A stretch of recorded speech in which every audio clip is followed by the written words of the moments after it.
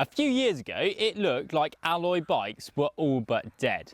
However, in 2023, they still represent a very real and very competitive alternative to carbon. With Trek's latest aluminium release a few weeks ago, the third generation Emonda ALR, two of the most well-respected brands in cycling now have bang-up-to-date alloy performance bikes. But which would you choose? The new Trek Emonda ALR or the second generation Specialized Allez Sprint disc? Well, to find out, we've got our hands on both of them and we'll be comparing the weights, the specs, the geometry, and stick around to find out which one we'd spend our own money on. Roughly 5 years ago or so, the carbon performance machines were getting cheaper and cheaper, and having an alloy bike often meant sacrificing either aerodynamics, weight, comfort, tyre clearance, or in some cases a combination of all of the above.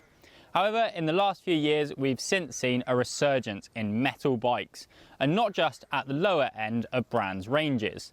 I was so impressed with the recent development in alloy tech that when purchasing a bike for racing, training and doing a bit of filming, I opted for this Specialized Allez Sprint. Trek, eager to not be left behind, have brought its Emonda ALR bang up to date with this third generation featuring camtail aero tubing and fully integrated cables. Trek claims that it's affordable, ultra lightweight and faster than ever, but is it good enough to beat the Allez Sprint?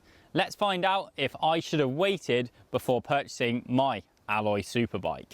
Well, call me vain, but a big part of any of my bike purchasing decisions come down to looks. I personally think it's important to like what you're riding. Morale will make a far bigger difference to your riding ability than almost any other marginal gain.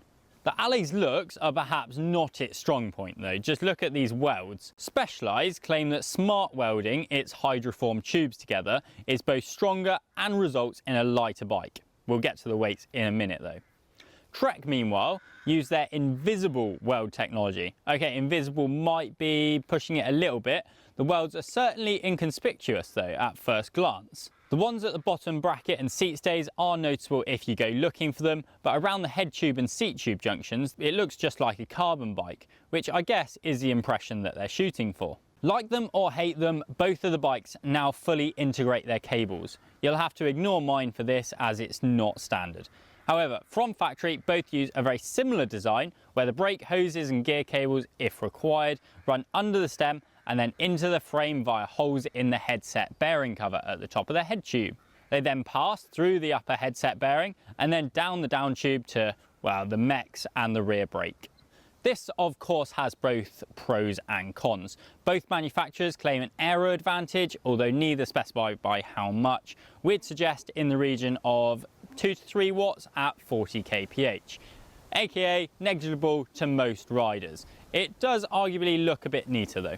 Obviously the cons are going to be setup and serviceability. If your headset bearings need replacing, then that's a few hours of your life that you're just not going to get back. The trickier routing will drive many riders to a bike shop, so if you're looking for a bike that forgoes the additional hassle of integrated lines, then neither of these bikes is going to be for you. I'd suggest keeping your eye out for one of the previous generations of either. As previously mentioned, Trek has moved away from its more traditional tube shapes and gone for camtail tubing, which should be more aerodynamic than the previous generation Emonda. Which do you think is the prettier bike though? Let us know in the comment section down below.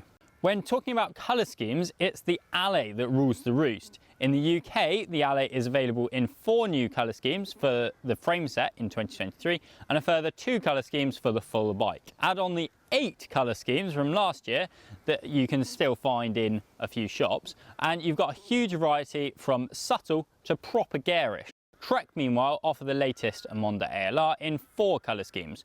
2 for the ALR 6, which also happens to be the frame set colour options, and a further 2 for the ALR 5, which is what we've got here. Even I can do the maths on that one, just 4 colour schemes for now, and well, 2 of them are black, so that's sort of, it's 3 really. Trek has moved its latest generation ALR bikes from its H2 fit to H1.5.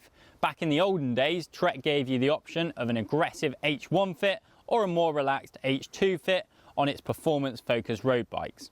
The new H1.5 splits the difference really, and is what you'll find on both the Madones and carbon Emondas too. Trek calls this an optimised race-specific geometry that puts riders in the right position for power whilst minimising aero losses. But how does it compare to the Allez? Well, it has to be said the geometry of both bikes is very similar. Both are designed to be low-slung race bikes to help you cut through the wind and flick through turns in a criterium race. In a size 54cm, because, well, that's about an average size, you'll find that the Specialized has a 1mm longer reach, has a 4mm lower stack height, and a 2mm shorter wheelbase. If anything then, the Allez is probably the slightly more aggressive bike, but it really is marginal and we're splitting hairs. Both bikes also handle very similarly. They have exactly the same head tube angle, which means that the steering is all but identical, and just 0.3 degrees difference in seat tube angles mean that you get the same level of twitchiness / high speed stability out of both bikes. The BB drop is also very similar. That's the distance between the bottom bracket and an imaginary straight line between the wheel axles. This is often the difference of feeling that you're sat on the bike or in the bike. It's 70mm on the Trek and 72 on the Spec, making you feel slightly more inside the Allez. If you haven't gathered by now, the bikes are vastly similar in geometry, and the minor differences that there are can easily be counteracted with different bar, stem or saddle positions and designs. Arguably the biggest difference that I've found is the standover height. It's a whopping 21mm more on the Allez. This does mean that for the same saddle height, you'll get more exposed seat post on the Emonda, which means there's more space for it to flex. That results in good rear end comfort, especially with a carbon seat post. That's why I've sized down to a 54cm on the Allez. So there. So all in all, you can't make a decision about which one is best for you based on geometry, but you should be aware that both are pretty aggressive, have fast handling characteristics absolutely nailed, and if you're looking for something more relaxed, cruisy and arguably comfortable, then you should look elsewhere in these brands' ranges. Let's see if we can split the two bikes apart a bit more on the scales. Both claim to have a focus on weight, but this is still an area where you'll get a performance advantage from carbon. That said, the bike industry is becoming more and more aware that weight isn't all it's cracked up to be unless you're climbing mountains on the regular. The frame sets are easiest to compare. 1,257 grams for the Trek and then 406 grams for the fork. That's the painted weight. As it turns out, the paint on any bike weighs an absolute shed load. And the Allez, meanwhile, has a slightly heavier 440 gram fork. That's the same on the SL7, but we weighed our 54cm frame at 1,198 grams, so slightly lighter, again painted. That gives the Spec a total weight of 1,638 grams and 1,660 grams for the Trek. It looks like we're not splitting them here either. One area that you will find a difference is with tyre clearance. The new Emonda has a claimed maximum tyre clearance of 28mm. That's actually quite small compared to many recent bikes. The Allez, meanwhile, has a claimed 32mm clearance. So if you're looking to ride around on larger rubber, then there's a clear winner in this regard. Does this make a world of difference? Well, for many riders, it won't make the slightest bit of difference. You can still use many of the latest super wide wheel sets, and most racers I know won't touch anything wider than a 28mm tyre. For me though, this is a contributing factor to which one I'd buy. I now race on 28mm tyres, but during the winter, I've been training on a set of 30mm wide tyres, something I'd probably do again. I do have a sneaky suspicion that they would fit into this Trek, but it's clear that the Allez is the more spacious of the two bikes. Moving towards the BB area, and things once again get quite similar. Like on most of the recent bike releases, you'll find a threaded bottom bracket on both. This is sure to stir up conversation, but as far as comparisons go, they're very similar. Like all of the other modern Treks, the Emonda ALR gets a T47 threaded BB, and like many of the latest Specialized, the Allez, over there, gets a threaded BSA. Is one better than the other? In my experience, no. They both do a very similar job. A bearing cup threads into each side of the frame, and each is compatible with just about every road crankset that you'd want to use, from Shimano's Holotech to SRAM's dub spindles. Oh, and if you're looking to purchase one of these as a winter race or training bike, then I'm afraid you might be disappointed. Neither have mudguard mounts, so you're out of luck in that regard. Just check in. Nope, they definitely don't. Whilst all of the above features are very important, there's obviously going to be one major factor determining most people's bike choice, and that is the price. So, frame sets only first. The Allez comes in at £1,600, and that includes the seat post, through axles, and a few bits and bobs in a bag, but not as many as you might think. For example, no Di2 grommets, which I needed. The Trek, meanwhile, seriously undercuts that at £1,300, although you will need to factor in a seat post. Even so, a decent quality carbon seat post to fit the standard 27.2mm frame will likely set you back about 100 quid, which makes the Emonda still £200 cheaper than the Allez. As Trek says in their press release, that leaves riders with enough cash to spend on sweet new kits, race registration, or post-ride beers. Dearie me. Behave.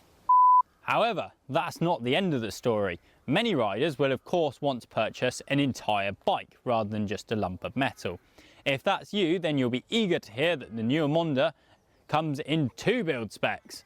The ALR 5, this one, with Shimano 105 R7000 11-speed mechanical group set, Bontrager Paradigm SL wheels, and a build weight of 8.8 kilos. The ALR 5 build is now the lowest in the ALR range. The ALR 4 has been ditched with the third generation, and so the complete bike builds start at £2,325. Meanwhile, the one and only Allez complete build is very similar to the ALR 5. Once again, the 105 mechanical group set makes an appearance. We weighed our review bike at 8.74 kilograms, and it currently retails in the UK for £2,600, so once again more than the Trek. Like most bike builds, both are let down by the weighty wheels, and that's why I've switched out the Allez to the new Roval Alpinist SLX wheels. We'll be doing an Allez wheel super shootout including these very soon, to find out what the most cost-effective alloy wheel upgrades from the likes of Hunt, Scribe, Mavic, Fulcrum, so make sure you subscribe to the channel so you don't miss that. In one final twist to the tale, the latest Emonda is available in one further build, the ALR 6. It weighs the same at 8.8 kilograms, but does benefit from a Shimano 105 Di2 R7150 12-speed group set.